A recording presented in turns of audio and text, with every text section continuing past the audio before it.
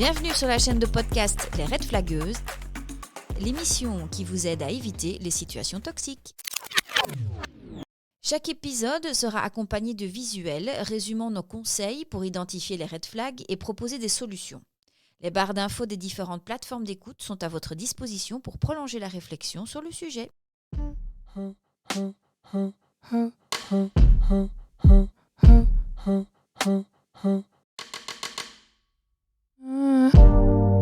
Lately I've been staring at the dark. Turn my inner demons into art. Struggle with the pain inside my heart. Wish I didn't care about what they say. What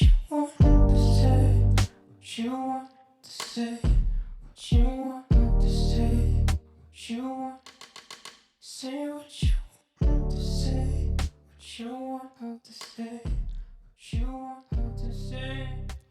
Bienvenue dans ce deuxième épisode des Red Flagueuses. Au programme du jour, la santé et le bien-être sexuel. Alors attention, petit trigger warning, cet épisode va évoquer la sexualité, mais aussi les violences sexuelles. Alors c'est à écouter en dehors des oreilles qui ne sont pas encore disponibles pour cette thématique.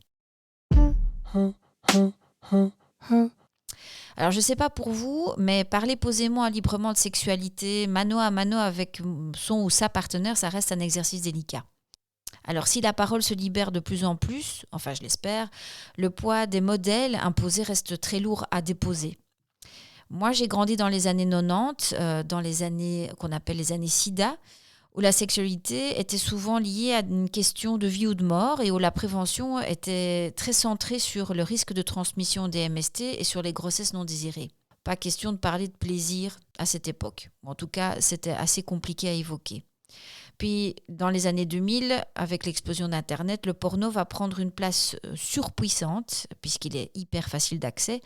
Et cette industrie cinématographique va dessiner les contours de notre sexualité, qu'on le veuille ou non. Même si ce secteur audiovisuel s'ouvre à des scénarios et à des pratiques multiples et variées depuis le début, du moment que ça peut faire de l'argent, on s'adapte, le modèle qui va tout écraser sur son passage, ça reste quand même celui du couple hétéro, avec des acteurs musclés, aux mensurations hors normes à tous les étages et aux comportements souvent dominants avec des gestes agressifs, et avec des actrices acrobates, imberbes, minces et soumises, les plus jeunes possibles, dont les expressions faciales tentent de nous faire croire à un extase absolue, même dans des positions abracadabrantes. Je pourrais vous parler d'évolution du porno pendant des heures, c'est un sujet qui m'intéresse énormément, mais ce n'est pas le sujet du jour. Parce qu'au milieu de ce torrent d'informations hyper formatées, des voix vont commencer à se faire entendre sur des questions fondamentales comme le consentement et le plaisir, notamment des femmes.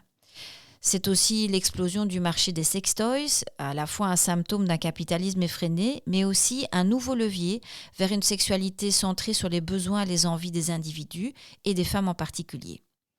Il faut évidemment ajouter que depuis 2010 et l'avènement des réseaux sociaux, de courageuses écrivaines, cinéastes, scientifiques, influenceuses, dont le métier de base est lié de près ou de loin à la santé sexuelle et gynécologique, vont mener un travail opiniâtre de déconstruction des croyances. Citons parmi bien d'autres Jouissance Club, WICU, Orgasme et moi, mais aussi le travail d'Ovidie et d'Igli, qui, à travers leur BD libre, manifestent pour s'affranchir des dictats sexuels parus en 2018, vont passer leur temps, avec beaucoup de plaisir et d'humour, à démonter toute une série de croyances. Des croyances qui, souvent, pèsent très lourd sur les épaules, notamment des partenaires féminines, mais aussi des partenaires masculins, et provoquer des quiproquos, des mal-être, des douleurs, qu'elles soient psychologiques ou physiques, dont il serait vraiment très chouette de se débarrasser. Si les choses changent, il reste encore beaucoup de travail. Alors cet épisode tente d'apporter sa petite pierre à l'édifice en vous donnant quelques clés pour que vous kiffiez votre sexualité en toute sécurité et en toute connaissance de cause. Si vous en avez envie, bien évidemment. Vous allez entendre les réflexions et l'expérience de terrain d'Adnan, un ami précieux qui, avec son partenaire Kevin, tient le Love Shop Lovely Scenes depuis 18 ans, quelque part dans les rues de notre très sage et très conservatrice ville de Namur. Bonne écoute!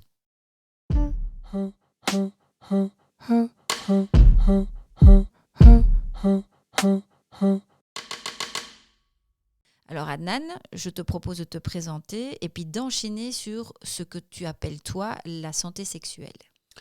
Alors, je m'appelle Adnan Kaba, je suis cofondateur de Lovely Scenes, une boutique érotique inclusive et sex positive. Pour moi, la définition de la santé sexuelle, celle rapportée par l'OMS, qui insiste en tout cas sur l'importance de cet état de bien-être et d'équilibre chez les personnes, peu importe leur genre, peu importe leur sexe et ainsi de suite. C'est une composante essentielle au bien-être de tout individu, ça c'est certain. Et moi, à travers ma pratique, je me suis rendu compte que quand tout allait bien, c'était fantastique, mais qu'il y avait quand même beaucoup de moments où la santé sexuelle était totalement négligée, où il y avait des problématiques. Donc la santé sexuelle est souvent mise à mal parce qu'il y a une problématique, en tout cas, de déséquilibre ou de négligence, simplement due à un manque d'information. Donc il y a énormément de personnes qui sont dans une dimension de souffrance, juste parce qu'il manque d'informations et qu'il manque d'éducation en matière de sexualité. Et quand il y a dysfonction, ils sont souvent confrontés justement à une espèce de vide. Et on ne sait pas à quel professionnel il faut s'adresser, quel type de thérapeute, de quoi est-ce qu'on doit parler, comment est-ce qu'on peut en parler, donc avec le tabou qui va forcément renforcer toute cette dynamique au niveau santé sexuelle, donc justement, et au niveau des difficultés que les personnes peuvent rencontrer. Très peu de personnes, en fait, ont accès à une information objective, à des ressources ou des personnes ressources, justement, au niveau des professionnels de la santé. Quand on est confronté à une difficulté, quand on souffre dans sa santé sexuelle, on ne sait pas forcément, d'une part, formuler son besoin, parce qu'on n'a pas vraiment conscience de la réalité, et d'autre part, savoir à qui adresser, en fait, cette plainte ou cette difficulté pour pouvoir, en fait, par la suite, en tout cas, trouver des solutions, trouver des alternatives et pouvoir progresser pour améliorer justement son état de confort.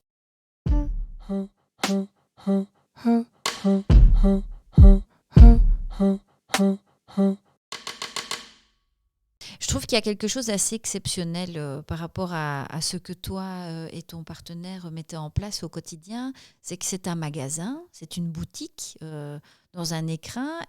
C'est quelque chose finalement d'assez privé comme activité, c'est du commerce. Et pourtant, c'est un endroit qui est devenu pour les Namurois et les Namuroises un endroit où on sait qu'on va trouver une information de qualité et pointue. Je trouve qu'il y a une aventure, il y a quelque chose de magique derrière ce que tu as pu mettre en place. Oui, justement, donc l'idée derrière la boutique, c'était de pouvoir créer cette espèce de bulle intimiste où les gens peuvent arriver, se sentir accueillis de manière bienveillante, ne pas se sentir jugés, et puis se sentir simplement, de par la scénographie même de la boutique, dans un espace plus glamour, plus esthétique, qui clash complètement par rapport au code classique qu'on se fait des sex shops ou des boutiques érotiques, où c'est souvent des endroits très glauques, très fermés, ainsi de suite. Il y a une dimension aussi multigénérationnelle dans ce qu'on fait. Donc on a des jeunes gens de plus de 18 ans forcément, et puis on a des personnes qui vont jusqu'à 80, quasi 90 ans des fois, et qui viennent tous et toutes avec des approches et avec des besoins totalement différents. Je le disais encore une fois, quand tout va bien, forcément c'est juste une manière de rendre les choses plus ludiques, de pimenter un peu sa vie sexuelle et sa vie relationnelle. Et quand le bas blesse, des fois, nous avons carrément des personnes qui nous sont adressées par un professionnel de la santé. Donc, ça peut être le médecin généraliste, le gynécologue, le sexologue, et ainsi de suite. J'ai une question subsidiaire. Est-ce que tu as du public LGBT qui vient te trouver et comment ça se passe pour eux en gros? Ah oui, bien sûr. Donc, moi, j'ai toujours insisté sur la dimension inclusive de la boutique. Donc, inclusive par rapport, effectivement, aux orientations sexuelles, aux expressions de genre, aux identités de genre, mais aussi par rapport aux personnes valides, moins valides, et tout ce qui s'ensuit. Donc, mon credo, c'est un peu de diffuser cette sexualité positive rendre le plaisir en fait accessible au plus grand nombre. Donc on a des personnes en situation de handicap, on a des personnes LGBT, on a des personnes, je ne veux pas faire le parallèle parce que ça paraît un peu bizarre, mais on essaie en tout cas de cristalliser et de respecter et de nous adapter aux besoins des différents publics. On essaie aussi des fois on sert beaucoup de personnes ressources. Donc par exemple, des personnes qui sont en plein questionnement par rapport à leur identité de genre et qui ne savent pas vers quel asso, par exemple, s'adresser ou qui ont besoin d'un encadrement à ce niveau-là. des personnes qui découvrent une orientation sexuelle et qui sont un peu complètement déroutées, on essaie un petit peu de les aiguiller et simplement déconstruire, normaliser encore une fois, dire que c'est tout à fait légitime, que c'est normal, que leur donner une forme de légitimité.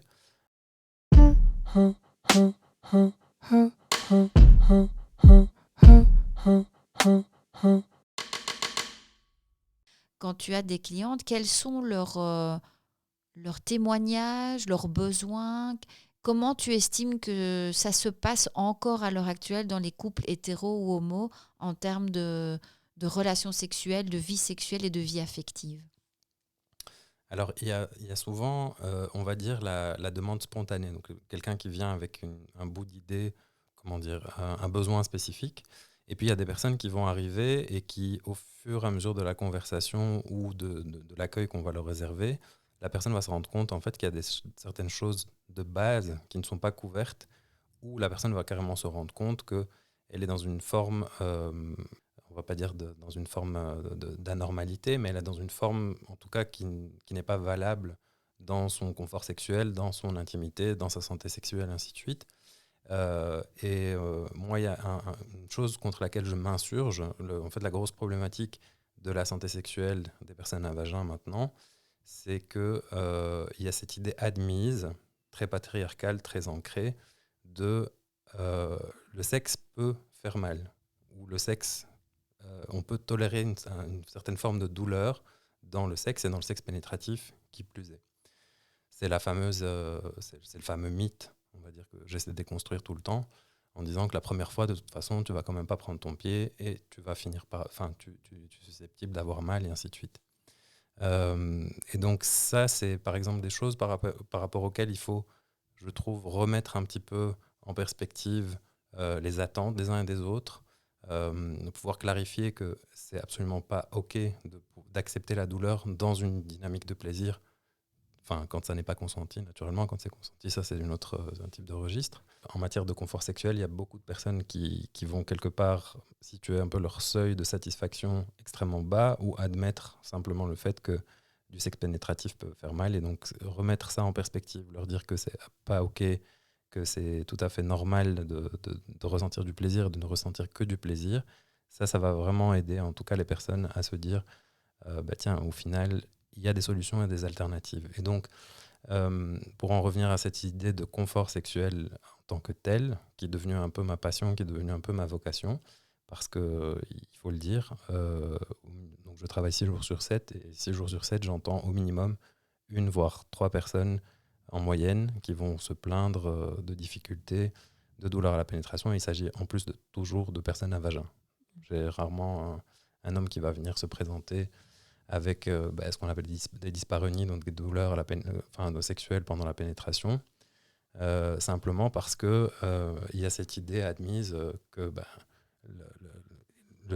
une femme doit produire une quantité suffisante de sécrétion pendant la pénétration et que ça doit suffire à soi. Donc déjà, ça c'est une première idée qu'il faut casser et qu'il ne faut plus admettre, parce que la lubrification n'est pas forcément corrélée à l'excitation, surtout avec toutes les agressions chimiques que le corps peut, et en tout cas les perturbations endocriniennes que le corps peut subir maintenant.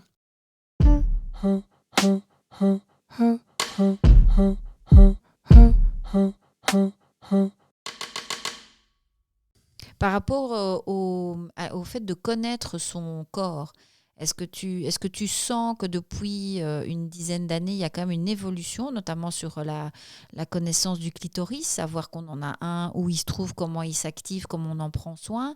Est-ce que tu vois une évolution? Et à ton avis, si cette évolution est positive, elle est due à quoi? Par rapport à la connaissance du corps, oui, effectivement, il y a en tout cas une déconstruction du message par rapport au plaisir, par rapport à l'anatomie, qui arrive effectivement très tardivement, mais qui est quand même là. Merci les réseaux sociaux. Donc pour un certain nombre de choses, on va dire que ça a eu quand même un effet positif pour en tout cas mettre en avant cette information anatomique de base, par rapport au fait que c'est un organe beaucoup plus interne et plus profond qu'on le sait, qu'il y a beaucoup plus de similarité en fait entre un clitoris et un pénis d'un point de vue embryonnaire, et que ça joue forcément un rôle extrêmement important dans une dimension non pénétrative, mais aussi dans une dimension pénétrative, et qu'à proprement parler, les orgasmes vaginaux n'existent pas ou ne sont pas décrits, enfin, sont toujours corrélés à la présence et à l'excitation du clitoris. Euh, Dire que c'est positif, oui, ça l'est totalement. Maintenant, il y a encore beaucoup de personnes à qui je montre tout simplement une représentation d'un clitoris en 3 dimensions et qui regardent et qui disent « mais qu'est-ce que c'est ? Est-ce que c'est un sextoy ? Est-ce que c'est un objet de décoration ?» Et donc, on n'est pas encore complètement dans cette dimension où, oui, on l'a vu partout, mais on va dire que c'est réservé à une génération un peu plus connectée forcément. Des fois, des personnes de génération, des générations avant nous n'ont pas forcément eu accès à l'information et n'ont pas eu accès à l'information de la manière la plus positive qui soit en plus.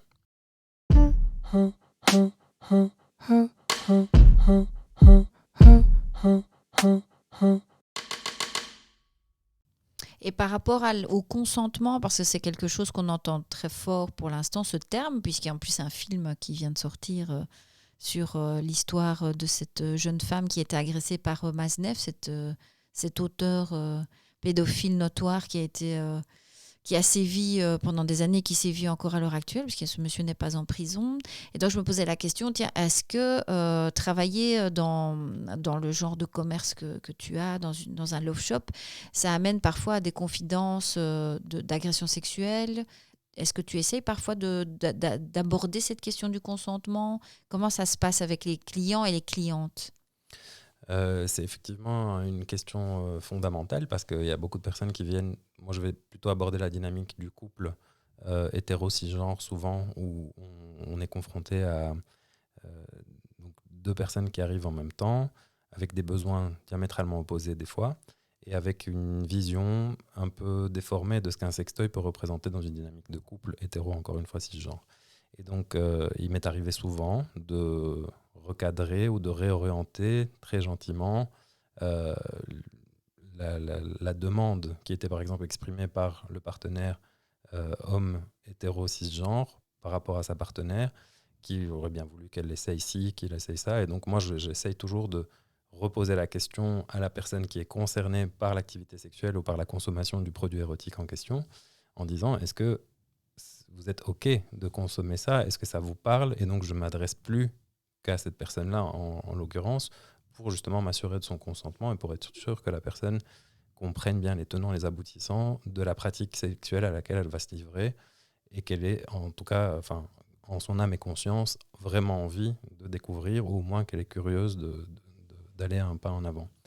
Et donc ça, c'est une question qui s'est posée aussi beaucoup suite au succès de 50 nuances de Grey, où là, forcément, il y a beaucoup de personnes qui se sont mises à s'intéresser au kink et à la sexualité non vanille en général, mais sans connaître en fait les règles de base du kink et de la sexualité positive, encore une fois, qui doit rester sûre, saine et consensuelle, et avec un gros accent sur le consentement, forcément.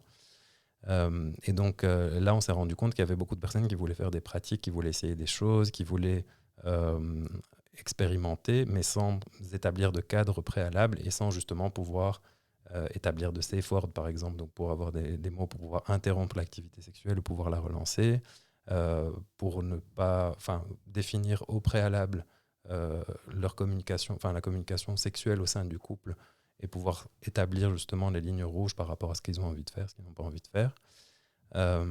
Et donc, de temps en temps, nous, on se remet un peu dans cette position en disant, on vous rappelle un peu les règles du jeu. La base, c'est le consentement. Et donc, oui, OK pour telle pratique, mais avant, il faut s'assurer que toutes les parties prenantes soient OK.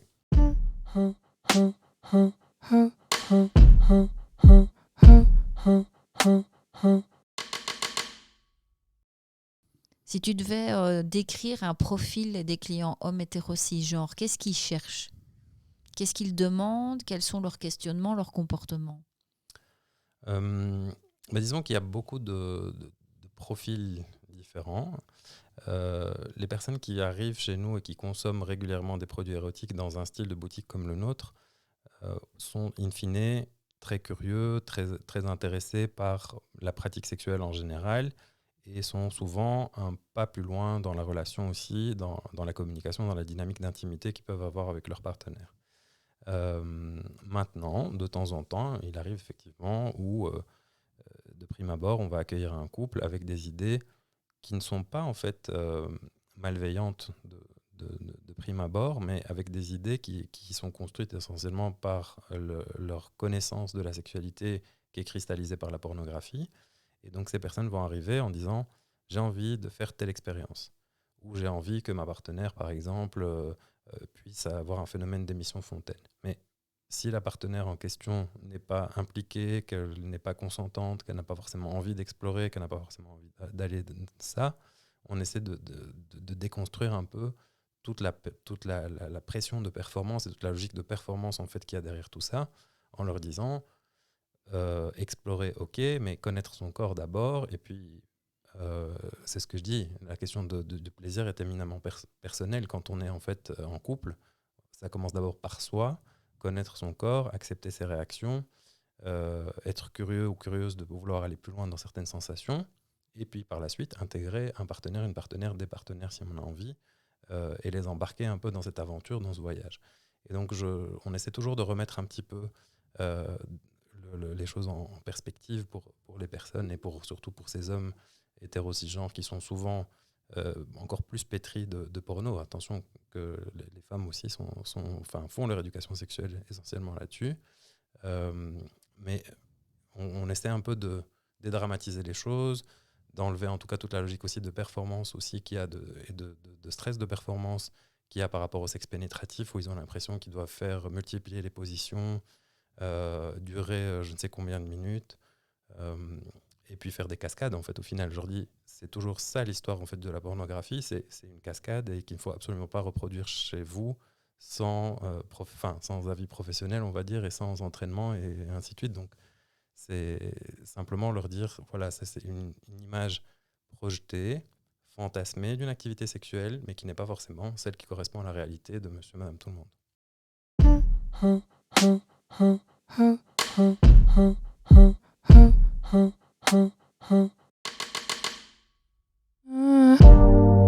Lately I've been staring at the dark.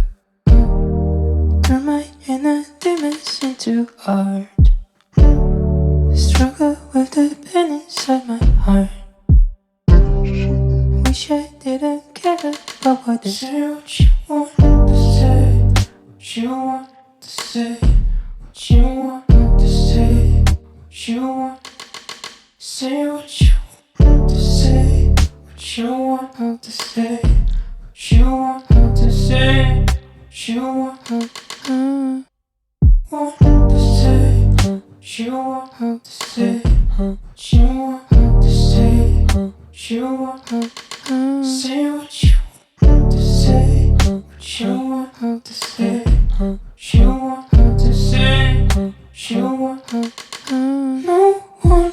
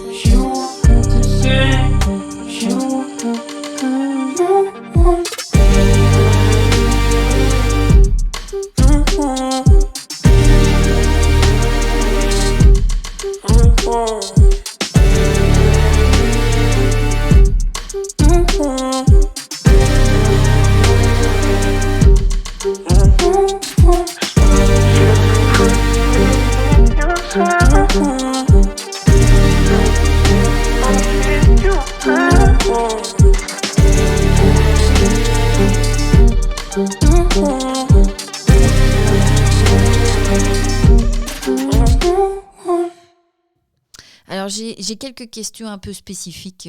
Bon, comme tu le sais, moi aussi, la sexualité, c'est un sujet qui m'intéresse très fort, à la fois en tant que féministe et en tant que personne. Mais il y a des petites questions que je me pose et je voudrais bien avoir tes réponses. Est-ce que quand on a subi des violences sexuelles ou des violences qui ont atteint le corps et le psychisme, est-ce que les sextoys et une sorte de sexualité soft et individuelle peut aider à se reconnecter au corps? Oui, moi je trouve que c'est une question qu'on m'a posée il n'y a pas longtemps dans le cadre de la rédaction d'un livre sur la masturbation féminine. Et l'autrice avait une idée un peu, on va dire, artificielle des sextoys, de ce qu'on pouvait en faire, de comment on pouvait les utiliser, tout ce qui s'ensuit. Et moi je trouve qu'en maintenant 18 ans de métier, je trouve plutôt que ce sont des vecteurs en fait assez fantastiques d'une meilleure connaissance de soi et de son corps. Parce que la question par exemple de la sensibilité du clitoris, qui, il faut le rappeler, est certes interne, mais il a une portion, une sensibilité externe qui est extrêmement importante parce qu'il y a une ramification du plexus nerveux en externe sur quelques millimètres carrés et qu'il y a beaucoup de personnes en fait qui ont du mal un peu à maîtriser toutes ces sensibilités par une caresse digitale classique. Pourquoi ? Parce qu'on va solliciter juste un type de terminaisons nerveuses qui vont réagir à la pression, à l'étirement cutané, et que peut-être ces terminaisons nerveuses-là vont vite saturer, vont vite donner un effet totalement désagréable, et donc beaucoup de personnes abandonnent en disant « je ne suis pas clitoridienne ». Bizarrement, j'ai encore jamais entendu d'homme me dire « je ne suis pas pénien, je suis prostatique ».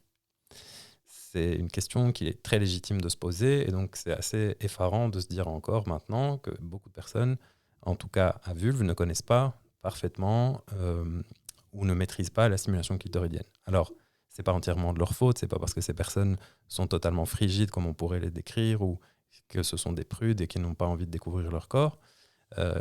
L'idée, c'est simplement la difficulté, la sensibilité à double tranchant de cet organe où on se retrouve avec un organe tellement sensible qu'au bout d'un moment, en fait, on se retrouve hyper stimulé, irrité, endolori, engourdi et qu'on n'arrive pas à faire grand-chose. Et donc, les sextoys, avec toutes les technologies que maintenant on peut dénombrer, vont vraiment servir de catalyseur, d'accélérateur et vont aider en fait les personnes à mieux apprivoiser leur sensibilité au niveau clitoridien, à diversifier simplement les approches de stimulation et à apporter simplement quelque chose qui vient enrichir leur réponse sexuelle. Donc c'est pas forcément quelque chose qui va se substituer, qui va remplacer leur rapport à leur corps, mais comme je fais toujours un peu l'analogie, qui peut paraître un petit peu bizarre, mais je dis on vit quand même au XXIe siècle, on peut continuer à laver son linge à la main, y a des machines à laver pour ça, donc pourquoi s'en priver quoi ? Donc, au bout d'un moment, c'est un peu le même type de raccourci, sans injonction et sans obligation non plus, parce que beaucoup de personnes ont l'impression qu'il faut avoir 10 sextoys différents, qu'il faut maîtriser tous les types de stimulation possibles et imaginables avec des sextoys, alors que forcément, il n'y a pas besoin en fait d'en faire autant. Mais si, ce faisant, ça aide à mieux se connaître, à développer une sensibilité totalement différente, à enrichir le sexe pénétratif, par exemple, avec un partenaire, ainsi de suite, why not ? Et ça peut donc aider certaines personnes qui ont des blocages. Ah oui, on revient à la question du trauma. En fait, des fois, ça révèle des traumas. Oui, moi, je suis confronté quand même à beaucoup de femmes qui viennent et qui disent « je n'arrive pas à me toucher moi-même ». Donc, avec leurs doigts ou se caresser avec leurs mains, c'est quelque chose qui leur paraît insurmontable. Et je dis, en fait, je rapporte toujours cette forme de trauma, parce que c'en est un, à l'éducation. En fait, au moment où la petite fille commence à découvrir son corps, et qu'il y a forcément des caresses qui sont totalement légitimes et normales, la réaction de l'adulte responsable, du parent, de la famille, ainsi de suite, est souvent une réaction en fait surdimensionnée, outrée, qui peut des fois en fait créer une forme de micro-trauma ou de trauma carrément important dans l'inconscient en fait de ces personnes qui, arrivées à l'âge adulte, auront l'impression en fait d'être sales ou de faire quelque chose d'inconvenant quand elles se masturbent en fait. Et donc ça, c'est un des premiers, je veux dire, traumas fondateurs, qui est encore une fois, là aussi on peut faire le parallèle avec le petit garçon qui découvre son zizi. bah forcément tout le monde va trouver ça limite rigolo et on va dire ah bah tiens c'est un donjon, lui il se tripote déjà ou il est précoce et ainsi de suite. Alors que la petite fille, parce qu'il y a une dimension interne du plaisir, parce qu'il y a toute cette dimension sacralisée du vagin et de la vulve, euh, à outrance, ça finit par créer en fait des énormes traumas, quoi. Oui, parce que j'ai encore lu un article hier sur les réseaux sur le mythe de la virginité. C'était une vidéo plutôt d'une maman anglophone qui apprend à ses filles que la virginité n'existe pas, que c'est quelque chose inventé par le patriarcat. Est-ce que toi, c'est un discours que tu entends parfois? Je n'ose pas utiliser de sextoys, pardon, parce que j'ai peur de perdre ma virginité, ou des personnes qui évoquent leur première fois, qui s'est souvent pas très bien passé pour la plupart d'entre nous, puisque tu le disais tout à l'heure, on présente le premier acte sexuel comme étant forcément une épreuve où on va très probablement souffrir. Ce sont des témoignages et des conceptions que tu entends encore? En fait, j'ai les deux sons de cloche diamétralement opposés. C'est-à-dire que j'ai des personnes qui, donc la maman par exemple, spontanément, va venir acheter un sextoy de petite taille, en prenant moult précautions, et va le proposer en fait à une adolescente ou à une jeune fille qui va être active sexuellement, en disant, avant qu'il se passe quoi que ce soit avec un partenaire, je trouve qu'il serait intéressant que tu essayes un sextoy pour, encore une fois, être pilote, être à la place du pilote et pas être celle qui va subir en fait la pénétration et pas être dans une position complètement passive où on ne sait pas ce à quoi on va être préparé, ainsi de suite. Donc c'est un peu comme une dynamique, on va dire, d'anticipation qui est tout à fait bénéfique parce qu'au final, on va un peu démystifier tout cet acte pénétratif qui peut en fait cristalliser beaucoup d'angoisse et beaucoup de peur, ce qui est totalement légitime parce qu'on entend tellement de choses autour de ça, l'hymen qui se déchire, le sang potentiellement et tout ce qui s'ensuit. D'un autre côté, j'ai aussi effectivement des personnes qui viennent avec des craintes de ce type-là en disant oui, moi j'ai envie de découvrir mon corps, mais j'ai encore j'ai extrêmement peur, et donc j'ai envie de le découvrir en externe parce que je veux me réserver quand même pour le mariage ou pour quelqu'un, ainsi de suite. C'est un discours qui est un peu plus rare quand même maintenant, mais il y a quand même encore beaucoup de personnes qui construisent le sexe pénétratif avec toute cette dimension d'union sacrée entre un homme et une femme qui va en fait engendrer au final un enfant, alors que la sexualité, c'est pas que de la reproduction. C'est ça qui est un peu contradictoire.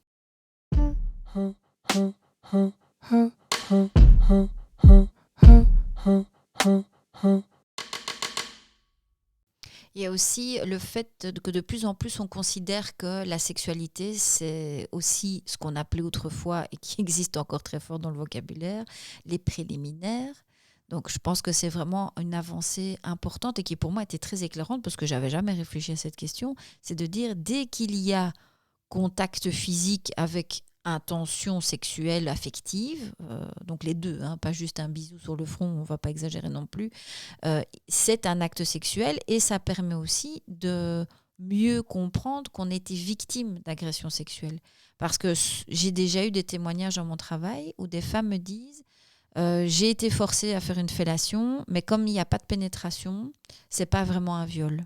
C'est une réalité, effectivement, c'est assez effarant, mais la notion même de préliminaire, d'un point de vue simplement linguistique, est problématique parce que ça veut dire que c'est quelque chose qui se passe avant quelque chose de plus important. Donc il y a vraiment cette notion de hiérarchisation qui est complètement ridicule, ou sous-entendu, tout ce qui se passe avant la pénétration est secondaire, moins important, accessoire. Et donc, ça finit par avoir même un retentissement au niveau judiciaire, au niveau juridique, et ainsi de suite, parce qu'il n'est pas exclu, j'ai déjà entendu ça, en tout cas, des personnes se sont déjà plaintes de cette manière-là et l'ont déjà formulé comme ça, victimes d'agressions sexuelles avec effectivement sexe oral ou attouchement ou caresses déplacées, vont porter plainte et on va leur dire non, il n'y a pas eu pénétration, donc quelque part, c'est pas vraiment une agression sexuelle. Euh, donc c'est extrêmement problématique de penser en fait que la société, encore une fois, donne une forme de droit de cuissage en fait à une personne avec un pénis en disant oui, tant qu'il ne vous a pas pénétré, en fait au final il vous a rien fait de mal. enfin, tout qui ne vous a pas pénétré sans votre consentement, il ne vous a rien fait de mal. Alors que le consentement est beaucoup plus subtil effectivement que ça, et qu'il y a beaucoup de personnes qui sont victimes d'agressions sexuelles simplement en étant sexualisées ou en étant euh, verbalement euh, traitées comme un objet, ou en étant avilies, ou en étant dégradées ou humiliées ou exposées. Par exemple, on voit maintenant l'histoire de tout ce qui est dick pic et tout ce qui s'ensuit qui circule.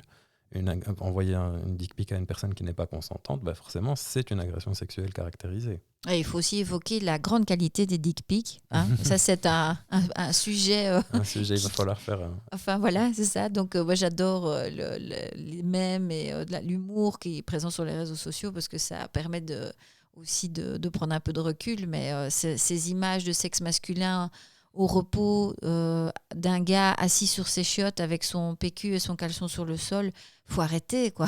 Ça suffit, parce que c'était aussi une comparaison qu'on pouvait faire entre amis, c'était la qualité qu'on pouvait essayer de mettre parfois, c'est pas forcément le cas chez tout le monde, mais la plupart des filles vont quand même mettre en place des lumières, on va sortir sa belle nuisette, on va faire 52 photos et choisir la meilleure. Et puis en réponse, vous avez droit à ce genre d'œuvre d'art. Un cliché. Alors même quand c'est consenti, s'il vous plaît, ne faites pas ça sur votre toilette et mettez-vous en valeur qu'il y ait un minimum d'érotisation possible. Ça ferait plaisir quand même. Moi, je pense qu'il y a des garçons qui le font et tant mieux. Hein, mais voilà, il y a finalement le consentement, mais il y a aussi la qualité de ce qu'on a envie de partager avec son ou sa partenaire ou ses partenaires. Complètement, ça fait partie de l'expérience. Hein. C'est comme présenter un plat sans décoration, quoi.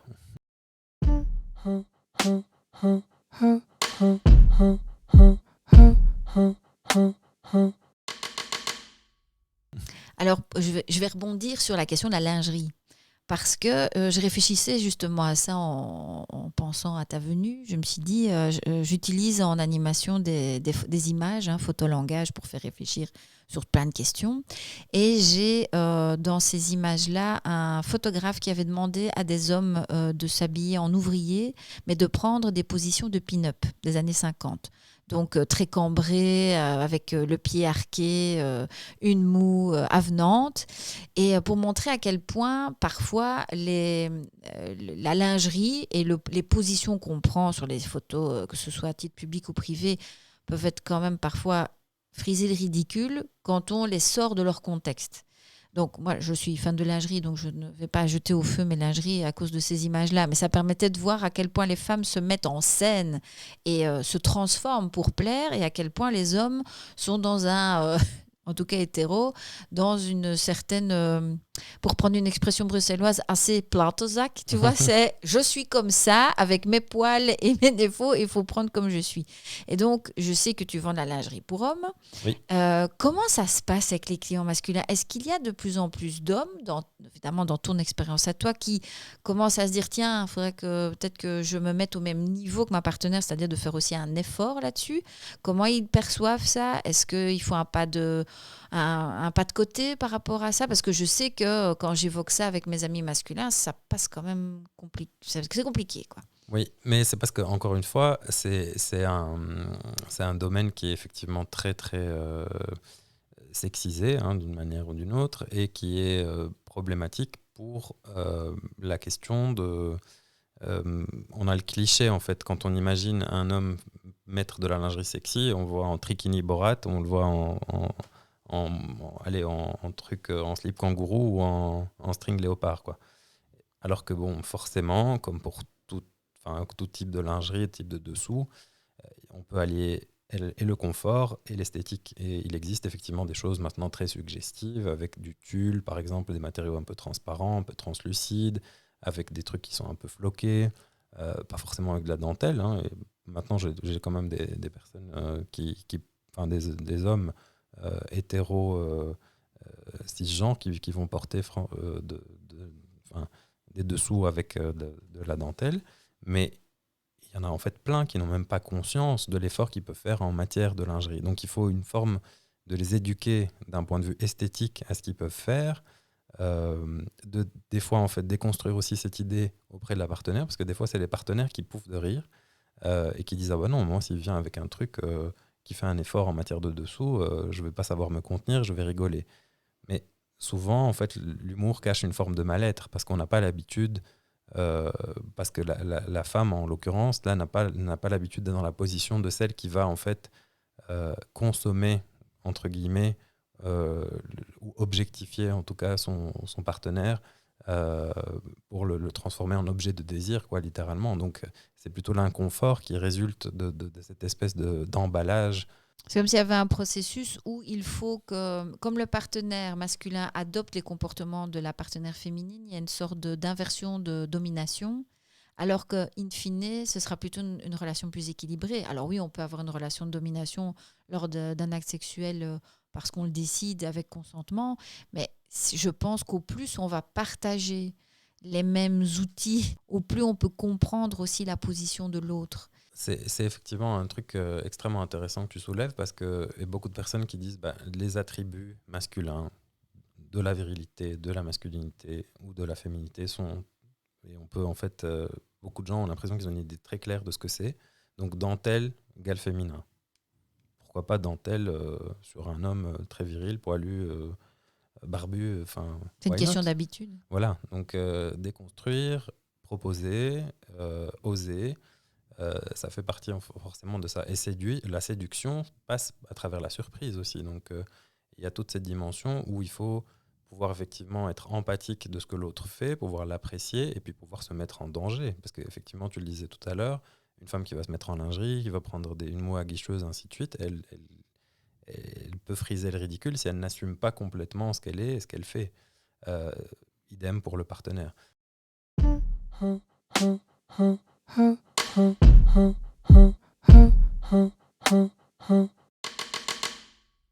C'est pas parce qu'effectivement on est un homme qu'il y a cette dimension, enfin un homme hétéro cisgenre, encore une fois, on va bien préciser les choses, dans une relation hétéro, que c'est l'homme qui doit absolument tout prendre en charge de manière active dans un rapport sexuel, à savoir être celui qui pénètre, être celui qui décide de changer la position, être celui qui décide du rythme, de la cadence et ainsi de suite, et l'autre subit en fait en mode étoile de mer. Donc la femme est passive, l'homme est le marteau-piqueur. C'est une catastrophe en fait au niveau construction mentale. C'est pour l'un comme pour l'autre, c'est une forme de souffrance parce que du coup, quand il y a trouble érectile, quand il y a des problématiques liées simplement à la performance, la personne se sent complètement démunie puisqu'elle n'a jamais fait que pénétrer en fait.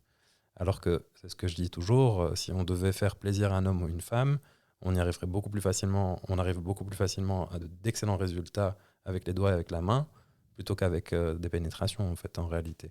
Et donc, simplement pour dire aussi que il y a cette notion, effectivement, d'actif-passif, de féminin, masculin, de pénétrant, pénétré, qu'il faut essayer de transcender, en fait, et que je vois, fort heureusement, beaucoup de couples évoluer dans le sens où il y a un vrai partage de sensations et un vrai partage de l'érotisation de l'autre en essayant effectivement de se mettre dans, je ne veux pas dire dans les bottes de l'autre, mais dans les escarpins de l'autre une fois de temps en temps, quoi. Je pense aussi que l'ouverture vers une sexualité multiple et variée, c'est aussi préparer les vieux jours. Parce qu'à un moment donné, le corps, il se fatigue, il tombe malade, que ce soit jeune ou moins jeune. Et je me dis que avoir connaissance de toutes ces pratiques alternatives, de décentrer la pénétration comme n'étant pas forcément le but ultime à atteindre dans une relation sexuelle, le fait de ne pas penser rapport sexuel égale performance, permet aussi de grandir et de vieillir avec beaucoup plus de légèreté à ce point de vue-là. Oui, ça donne beaucoup de recul, ça aide à dédramatiser effectivement énormément et ça aide plutôt à affronter la vie et l'âge en fait avec une forme de philosophie parce que beaucoup de personnes en fait vont quelque part se dire il y a trouble érectile, ça y est, on n'a plus de sexualité. Donc en fait il y en a plein qui abandonnent, qui se disent ça y est, c'est plus fait pour moi, on a vieilli, ménopause, sécheresse vaginale, donc ça y est, alors après on a assez eu d'une vie sexuelle riche comme ça, maintenant c'est très compliqué. En fait, toutes ces personnes qui abandonnent n'abandonnent pas parce qu'elles ont vraiment envie d'abandonner, mais c'est parce qu'elles manquent en fait de ressources et d'informations, et que plutôt que de leur dire âge égale difficulté, on devrait plutôt leur dire âge égale transition, égale changement. Et le corps est une merveille en fait d'adaptation, parce que moi, je le vois, j'ai des personnes qui se font opérer de la prostate, par exemple, qui ont des troubles érectiles. Certains abandonnent et donc n'ont plus jamais d'érection, et d'autres persistent et signent et vont continuer à avoir une vie sexuelle satisfaisante, riche, un désir qui est stimulé, qui est enrichi, et au bout de 3 ans, vont retrouver une certaine forme. Et donc, on ne va pas dire qu'on va revenir aux érections d'avant, mais vont retrouver en tout cas une sexualité hyper satisfaisante où ils ne subissent plus cette difficulté, mais ils ont réussi à transformer un peu l'essai et ils évoluent vers autre chose. Même chose pour une femme ménopausée. On parle beaucoup de ménopause comme si c'était en fait une maladie, alors que c'est simplement une transition hormonale qui, effectivement, s'accompagne avec des fois des symptômes physiques assez problématiques. Pardon. Et donc, je disais, la ménopause va s'accompagner avec vraiment des changements en fait, au niveau du corps, au niveau de la manière dont la personne va appréhender sa vie sexuelle et ainsi de suite. Mais c'est bien plus qu'un cumul, je vais dire, de symptômes. C'est plutôt des fois une transition vers d'autres choses. Donc, il y a déjà la liberté de ne plus avoir pas plus avoir de règles, ne plus avoir de stress reproductif, et ainsi de suite, par rapport à la contraception, tout ce qui s'ensuit. Et la sexualité des femmes ménopausées, si on arrive à régler la question de la sécheresse vaginale, donc en utilisant un lubrifiant de bonne qualité, un hydratant vaginal, des choses comme ça, on va pouvoir en fait retrouver une forme d'activité sexuelle qui peut être même nettement plus bénéfique que ce qui était auparavant. Et beaucoup de femmes vont dire j'ai une vie sexuelle beaucoup plus satisfaisante à 50 ans, 60 ans qu'à 20 ans.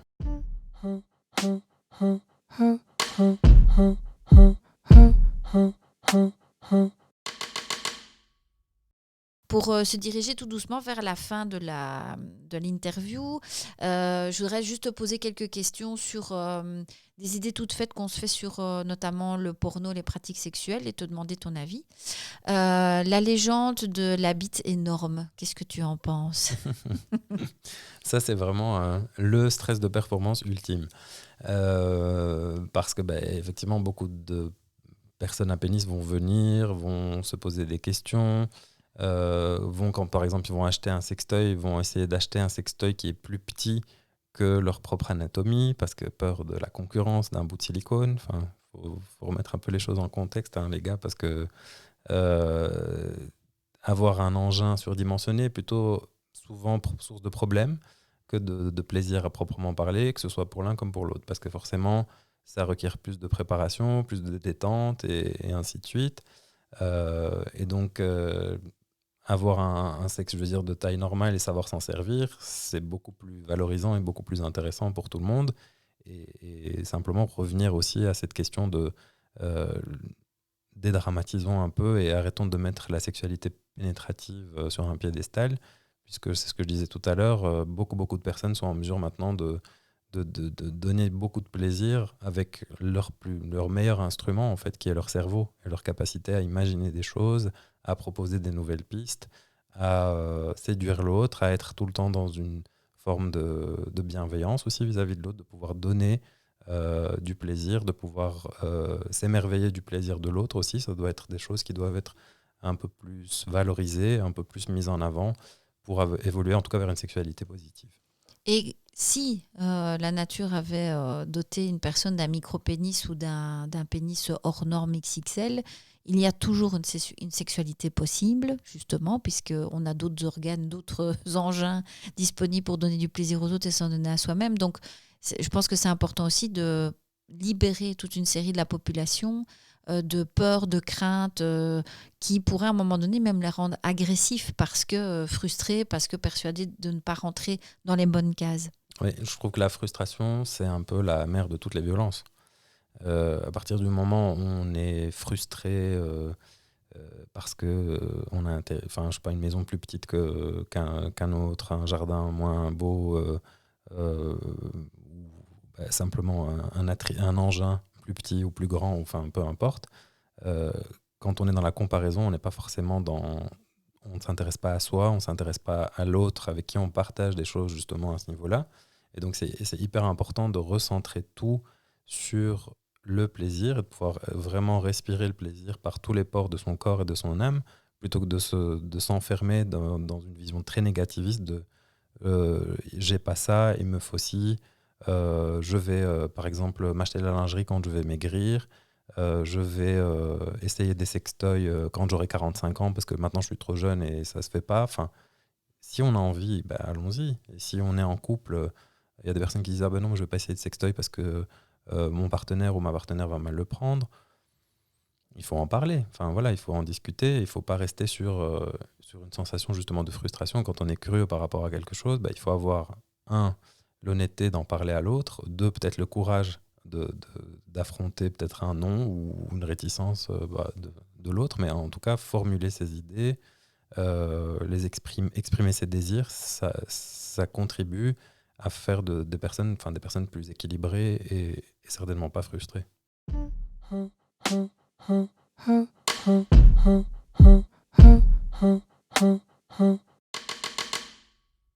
Alors, si tu devais citer quelques red flags que je pourrais utiliser, que je pourrais lister pour nos auditeurs et auditrices, quand on commence une sexualité, donc soit parce qu'on n'a jamais eu de rapport sexuel, soit parce qu'on a un couple qui vient d'éclore, quels sont vraiment les red flags quand on a envie de se lancer dans une aventure sans lendemain, quelles sont les choses que toi tu listerais en disant attention là, il y a un stop, ou ok là c'est super. Alors, les stops, forcément, tu en parlais tout à l'heure, tu parlais d'IST, hein, donc ça, c'est les infections sexuellement transmissibles sont en train d'imploser parce que forcément, on a un peu dédramatisé, fort heureusement, on ne meurt plus du sida, on peut, quand c'est traité en tout cas, et ainsi de suite. Et donc, du coup, ça a eu tendance à un peu avoir l'effet inverse sur le risque des IST et tout ce qui s'ensuit. Donc, on a un peu baisser la garde. Et donc ça, par rapport à ça, forcément, protégez-vous. Et puis par la suite, discuter, établir, communiquer autour de ses besoins, de ses limites, de ce qu'on a envie de faire. C'est sexy de communiquer, en fait. Parce que ça aussi, on nous a un peu trop vendu l'archétype pour qu'on soit dans une relation sexy, il ne faut pas trop en parler, parce que quand on commence à parler et qu'on commence à déballer ce qu'on aime, ce qu'on n'aime pas, certains pourraient juger que c'est contre-productif et pas glamour et que ça casse l'ambiance, alors que pas du tout. On peut érotiser en fait ses limites, on peut en faire un jeu, on peut établir des contrats, on peut évoluer. Donc maintenant, les moyens sont divers et variés. On peut envoyer des audios, on peut envoyer des SMS, on peut envoyer des DM, donc on peut essayer de sortir du verbal quand on n'arrive pas à verbaliser, parce que ça, c'est quelque chose que je constate en tout cas très très souvent, c'est que quand il s'agit d'exprimer un fantasme, une envie ou une limite par rapport à la sexualité, passer par le chemin du verbal, c'est toujours un peu complexe, et donc du coup écrire, ça peut être une bonne solution. Et donc plutôt que d'envoyer juste des sextos dans le vent, essayer d'établir déjà un cadre et essayer de délimiter un peu ce qu'on aime, ce qu'on n'aime pas, et ainsi de suite, et érotiser ce processus. Et puis en matière de red flag, forcément, tout ce qui a trait au consentement, pour moi, est plus que... c'est le red flag suprême, je vais dire. Et l'autre red flag, c'est simplement de ne pas se laisser embarquer dans les sirènes, justement, de la surperformance, de l'hypersexualisation, de se dire, je vais faire ça avec mon partenaire, parce que si je ne le fais pas, il trouvera quelqu'un d'autre qui acceptera. Par exemple, tu parlais de la pratique anale pour quelqu'un qui n'est pas prêt, pas de pratique anale, ça se pratique quand on a essentiellement envie. D'ailleurs, le corps est programmé pour ne pas accepter la stimulation anale quand il est stressé, ou quand il y a une anxiété, ou quand il y a une angoisse par rapport à la pratique. Le sphincter interne, par exemple, reste automatiquement fermé. Donc, essayer de forcer son corps à faire des choses qu'il n'a pas envie de faire, c'est déjà respecter son consentement vis-à-vis de soi-même, en fait. Donc, respecter son corps, respecter ses limites, ça, c'est quelque chose d'assez fondamental. Et ne pas se forcer, ne pas céder justement au stress de performance, et ne pas céder à toutes ces sirènes-là, quoi.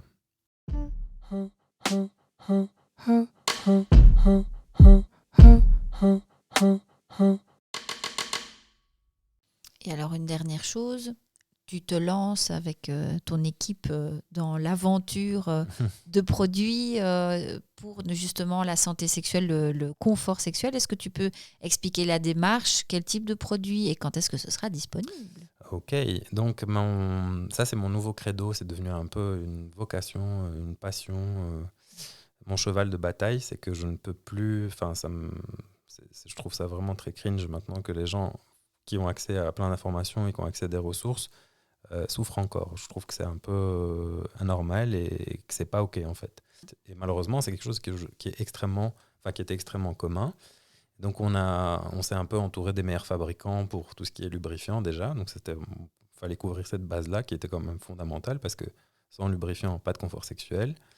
Donc on a trouvé des marques, on travaille avec des très bonnes marques depuis très très longtemps, mais on trouvait quand même qu'il y avait moyen de rendre les choses plus perfectibles en tout cas. Et donc du coup notre gamme dédiée au confort sexuel, c'était un peu pour toucher en fait toute la communauté ou toutes les personnes qui n'auraient pas l'opportunité de venir dans une boutique érotique et de formuler un besoin et de tomber sur la boutique érotique qui va en plus avoir la bonne sélection de produits qui va les aider. Donc rendre ça accessible en fait au plus grand nombre de manière un peu mainstream. Et surtout pour les personnes qui ne feraient pas la démarche d'aller dans une boutique érotique. Et donc c'est pour ça que ça va être essentiellement vendu dans un premier temps en ligne, parce que beaucoup de personnes font leur shopping en ligne pour ce genre de choses. On voulait des produits qui soient low impact, donc c'est-à-dire qu'ils apportent un bénéfice, mais sans engendrer après une série problématique comme en allopathie classique, parce que quand tu vas maintenant en pharmacie ou en parapharmacie, que tu achètes des produits dédiés au confort sexuel, on va te vendre un produit avec du savon qui va décaper en fait le manteau acide, qui va causer un tas de problèmes, qui n'a pas le pH adapté. C'est la même chose pour le lubrifiant, et ainsi de suite. Simplement parce que les craintes des laboratoires maintenant sont de faire des produits qui soient stables et qui ne se contaminent pas. Mais si ce faisant, ça doit tuer tous les micro-organismes qui sont là pour te défendre, c'est pas leur souci. Ok.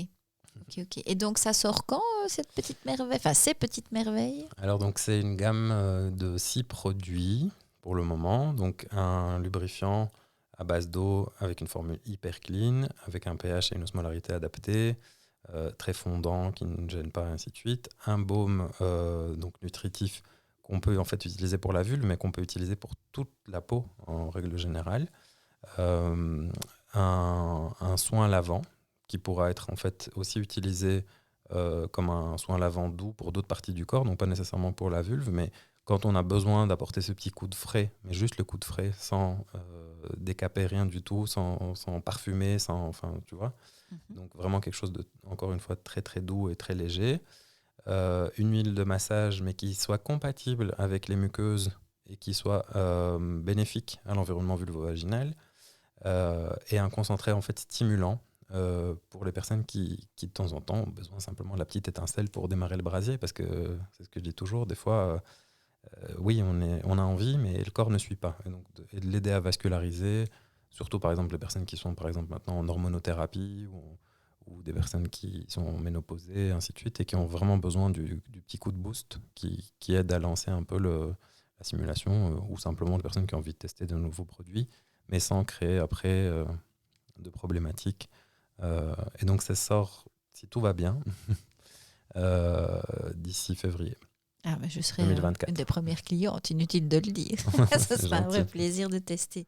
En tout cas, je voulais te remercier pour ta participation ce soir à ce podcast. Merci à toi. On te retrouve avec plaisir donc dans les rues commerçantes de Namur chez Lovely Sins. C'est rue des Dames Blanches. Oui, il faut bien préciser parce que. Oui, rue des Dames Blanches. Voilà, c'est là que vous pouvez retrouver la boutique d'Adnan et Kevin. On ne peut pas se retrouver de l'autre côté. Oui, c'est ça. Et alors, vous avez aussi un site internet, www.lovelysins.be, c'est ça ? .com, voilà. Je mettrai de toute façon toutes les références en barre d'infos. Je suppose qu'un jour, on te retrouvera derrière le micro encore pour peut-être d'autres thématiques, et on peut t'entendre dans d'autres émissions. Et là, je mettrai aussi les informations en barre d'infos. Merci beaucoup. Bonne soirée, à bientôt. Bonne soirée.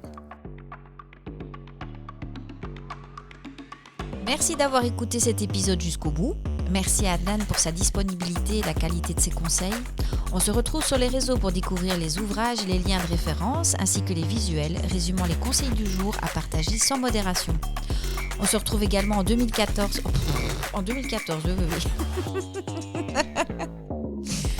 On se retrouve également en 2024 avec Audrey, danseuse, artiste et coach, pour parler des relations de couple à la lumière de nos expériences de femme et de mère.